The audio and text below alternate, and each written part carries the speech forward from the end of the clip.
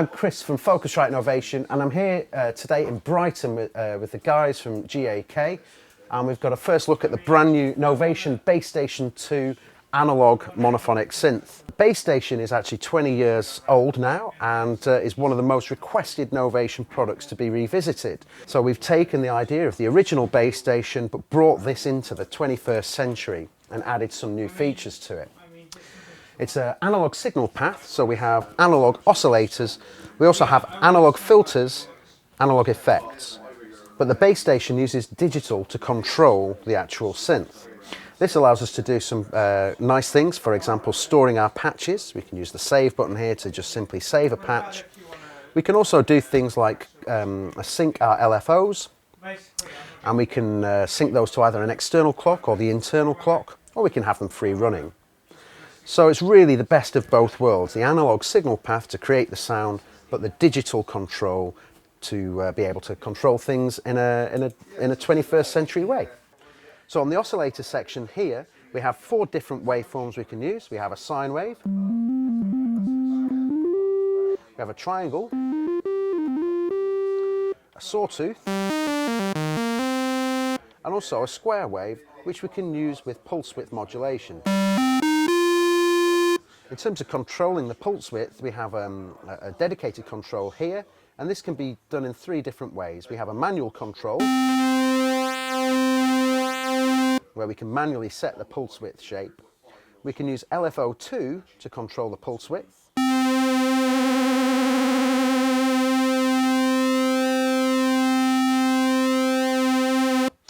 We can also use a modulation envelope down here, again to control the pulse width.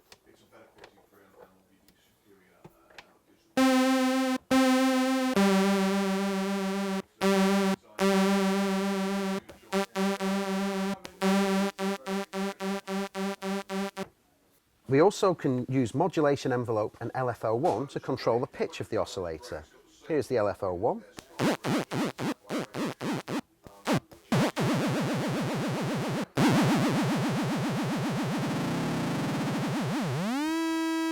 And we can also use envelope, modulation envelope, again to affect the pitch.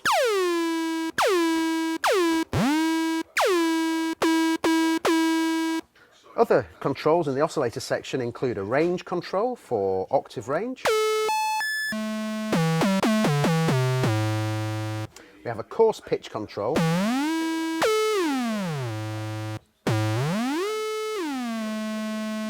coarse pitch control varies an octave either side of the note. The fine pitch control gives us a semitone. If I want to control oscillator 2, I simply switch over to oscillator 2 and I have exactly the same controls for that oscillator. The BassStation also has a sub-oscillator which is connected to oscillator 1, and this can either be an octave below or 2 octaves below.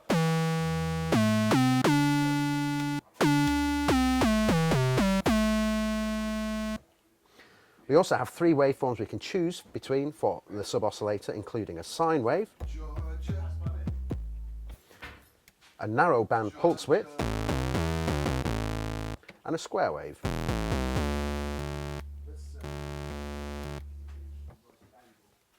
In our mixer section, we can use these volume controls to balance the different oscillators.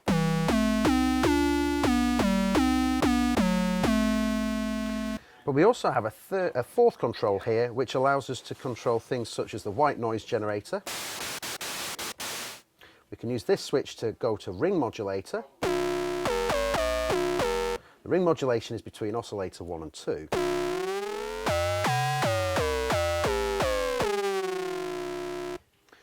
We can also switch up to external, and this becomes a volume control for an external input which can be fed in through the back of the BassStation and can be fed through the filters and the effects.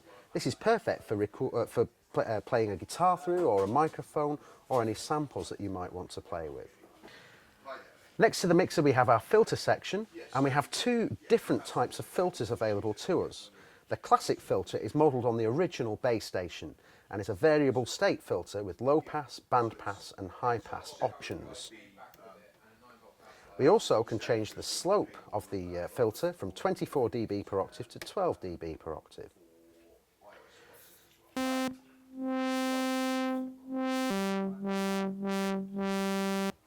Next to the classic filter, we also have included an acid filter. This is a diode ladder filter and is great for getting nice squelchy kind of sounds.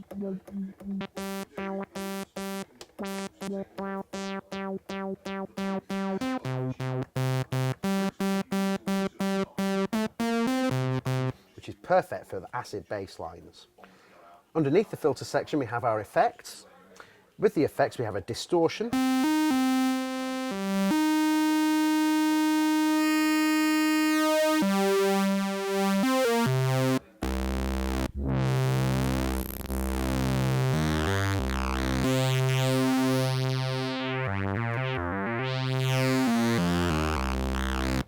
That gives us some really nice rich harmonic sounds and can be used to really mess up your sounds. Alongside the distortion we also have the oscillator filter modulation. This will take oscillator 2 and modulate the cutoff frequency in the filter in the audio range.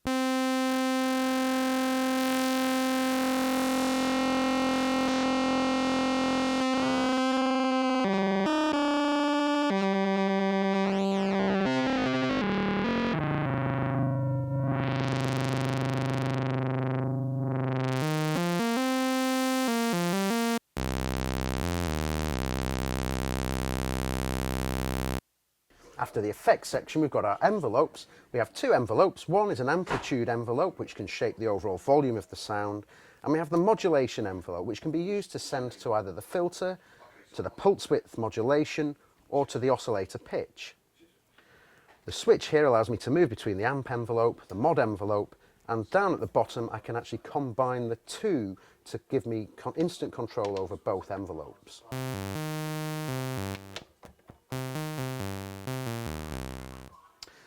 After the envelope section we have our LFO section, and in the LFO section we can use LFO2 again to modulate the filter or the pulse width, or we can use LFO1 to modulate the pitch of the oscillators. The switch allows me to control between a pre-delay that is applied to the LFO or the speed of the LFO itself. Again, with the LFOs we have four different waveforms, including triangle, sawtooth, square wave and a sample and hold waveform. Let's have a listen to LFO2 controlling the filter.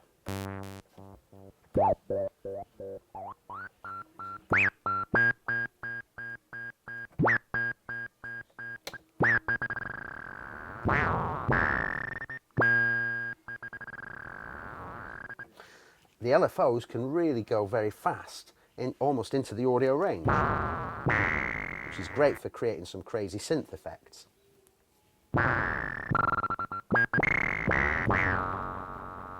Alongside this, we can use the LFOs with an effect called slew. This will effectively round off the edges of the LFO and give us some customizable waveforms.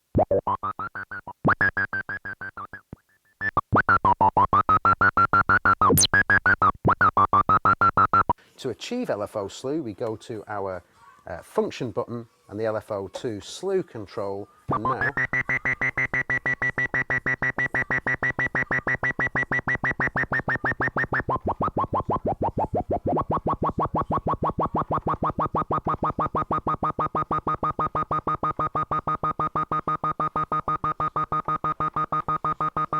after the LFO section, we also have Portamento, allowing us to slide between the notes.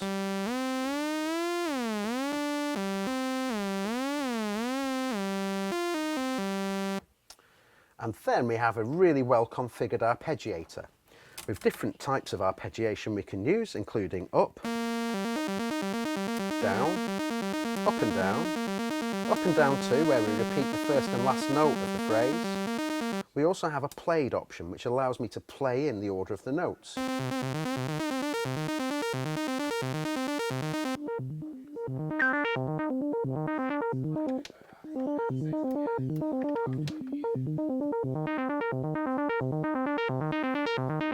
We have different rhythms we can apply to the arpeggios as well. These give us rhythmic phrases that we can use while we're playing with the arpeggiator. 32 means that we're going to get 16th notes. If I use the octave select here, I can go up through 4 different octaves.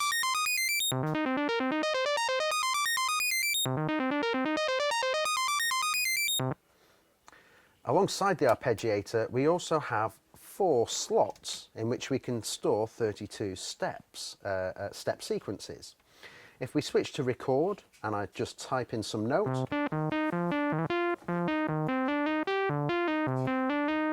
and then go to play, when I trigger the sequence, it will also follow pitch from the keyboard.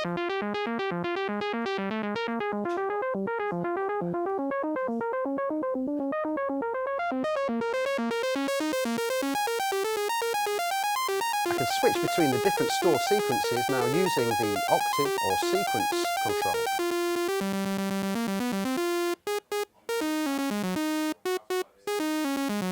We have a tempo control here, and we can either use the internal clock from the bass station itself, or if we have an external clock being fed into the bass station can intelligently latch on to that. So on the top panel here, we've got a lot of control of most of the synth engine, and all of the controls on the bass station as well put out CC message. So it could effectively be used as a controller keyboard. With MIDI, you can use 5-pin DIN, we have 5-pin DIN in and out, and also USB. When we use the bass station via USB, it will also bus power, so there's no need for a power supply when you're using bass station with your computer. So in addition to all the control from the encoders on the top panel of the bass station, we have additional features that we can reach via the keyboard. The function key here also lets us get to these points. So for example, if I want to maybe apply some filter frequency to the Aftertouch on the keyboard, I can go to function, filter frequency, and use the value keys here to apply an amount.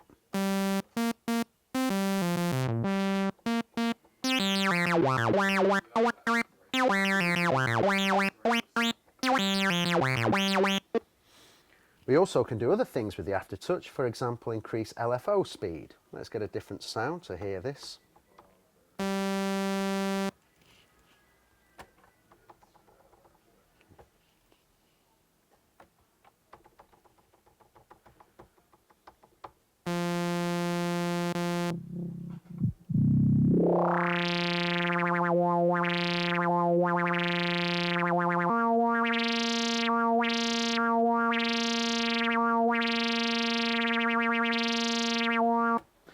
Next to the Aftertouch controls, we have the ability to send the mod wheel to different destinations as well.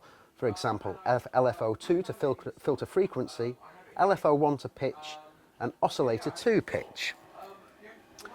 Other functions that we've got are things such as hard sync for the oscillators.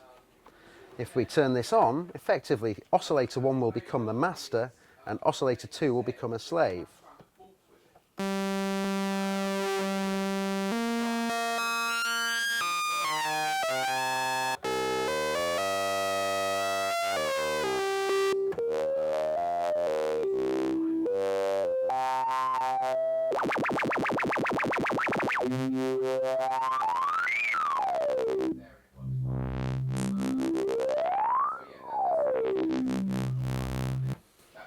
Other features include being able to use the velocity-sensitive keyboard to control the amp envelope and the modulation envelope.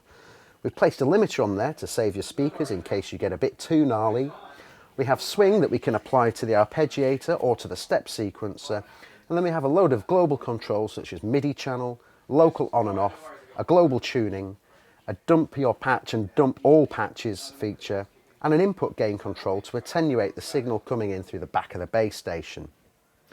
The keyboard itself, we have individually sprung keys across the 25-note full-size keyboard, and this gives it a really nice old-school analog synth type feel. So those are most of the key features available on the BassStation 2.